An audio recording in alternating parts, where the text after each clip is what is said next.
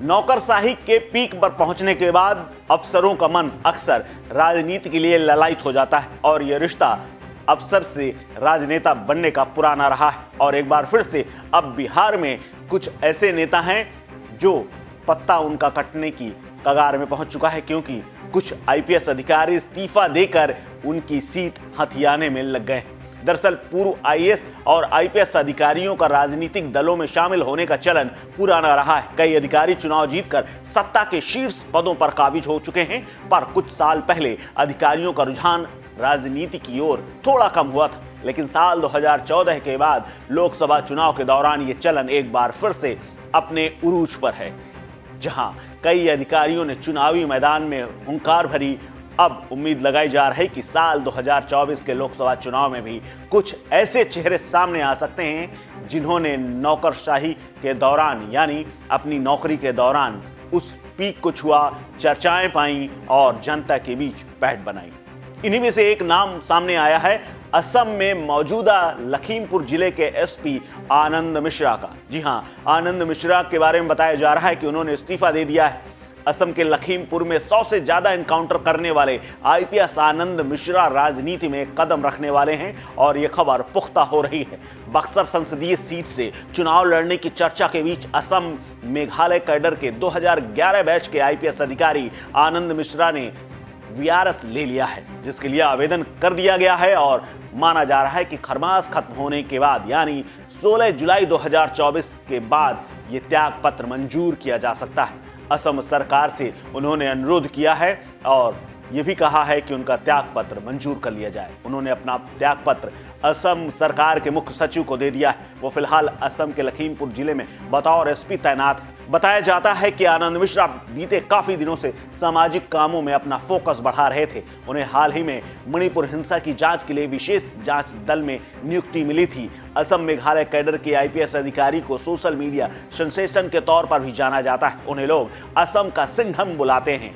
आनंद Mishra patroller के नाम से उनका एक यूट्यूब चैनल है जिसमें लाखों में सब्सक्राइबर हैं, जिसमें लोगों को वो बताते हैं कि कैसे उनकी टीम असम के विभिन्न और तमाम संवेदनशील इलाकों में गश्त करते हैं, कैसे वो अपनी ड्यूटी को निभाते हैं। वो मूल रूप से बिहार के भोजपुर जिले के शाहपुर प्रखंड के पड़सौरा गांव के रहने वाले हैं। हालांकि उनकी परवरिश और शिक्षा कोलकाता में हुई।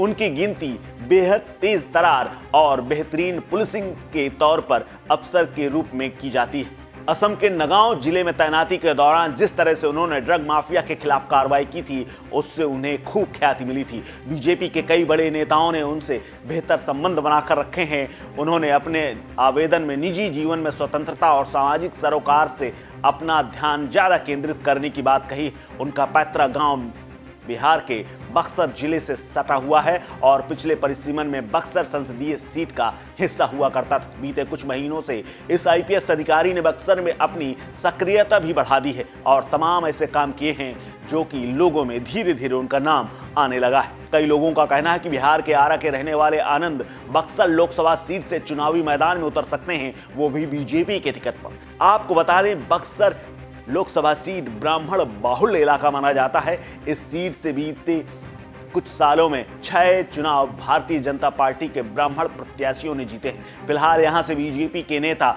और केंद्रीय मंत्री अश्विनी चौबे सांसद हैं और केंद्रीय राज्य मंत्री भी हैं। बक्सर निर्वाचन क्षेत्र से वो साल 2019 में सांसद चुने गए थे। खबर यह भी है कि आनंद ने इलाके में अपनी मौजूदगी बढ़ा दी है। अपनी प्रेजेंस लगातार वो बढ़ाते जा रहे हैं। वहां उन्होंने एक छात्रों के लिए मुफ्त कोचिंग की व्यवस्था की है। सोशल मीडिया पर उनकी जबरदस्त फैन फॉलोइंग है और ये उनका काम आसान कर सकती है। इसके साथ ही बिहार के एक और आईपीएस अधिकारी हैं जो अपना ताम झाम लेकर के ऐसा सामाजिक कार्यों में जुटे हुए हैं जिसकी झलक लगती है कि उनका भी मन अब नौकरी से ऊब गया है और राजनीति में आने का करने लगा है। आईपीएस का नाम है विकास वैभव।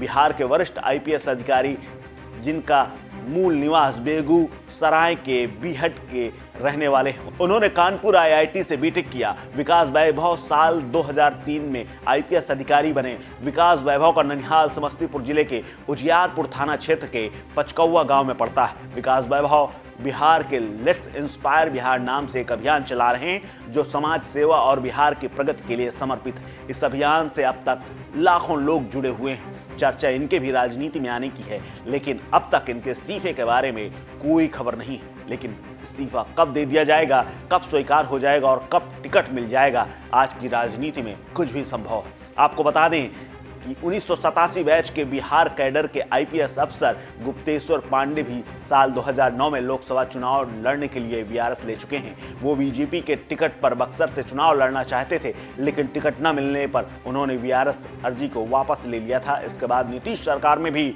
डीजीपी रहते हुए गुप्तेश्वर पांडे की अर्जी स्वीकार हुई और 9 महीने बाद उन्हें एक बार फिर से सर्विस में रख लिया गया था। साल 2019 के लोकसभा चुनाव से पहले उन्हें प्रमोशन देते हुए बिहार का डीजीपी तक बना दिया गया था, लेकिन विधानसभा चुनाव के दौरान उनकी जो इच्छा थी वो पूरी नहीं हो सकी, क्योंकि जदयू ने उन्हें टिकट नहीं दिया। लेकिन नीतीश कुमार के साथ उनकी करीबी बहुत जानी पहचानी।